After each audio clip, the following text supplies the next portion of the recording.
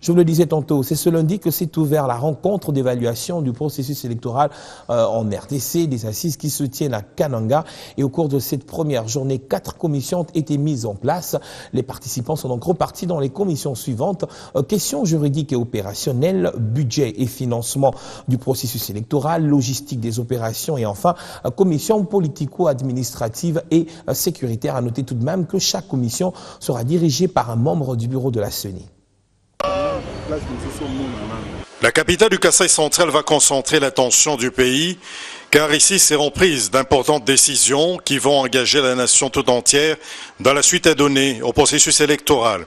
C'est en substance les propos du président de la Commission électorale nationale indépendante, Corneille Nangaa Bello, dans son mot d'orientation dans la salle de conférence du gouvernorat de province qui préludait au début des travaux d'évaluation globale du processus électoral en cours en RDC.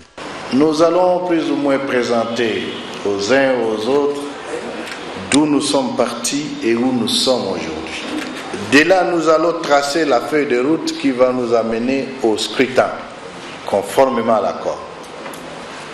Pour y arriver, la CENI va vous présenter les schémas critiques. Nous sortirons donc ici avec un certain nombre d'agrégats ou indications qui permettent de définir clairement quelles sont les contraintes et défis qui sont devant nous pour arriver à ce que le peuple congolais attend, les élections. Sous les yeux du représentant de l'Union africaine, Kambiembere James Nyerere, et des différents ambassadeurs, délégués de la société civile, députés nationaux, travaillent déjà en commission éclatée en 4 thématiques. La première commission chargée des questions juridiques et des procédures opérationnelles.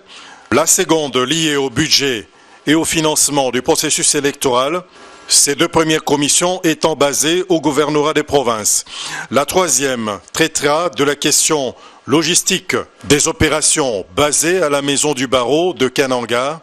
Et la 4e, basée dans l'hémicycle de l'Assemblée provinciale, va se charger du traitement des questions politico-administratives et sécuritaires.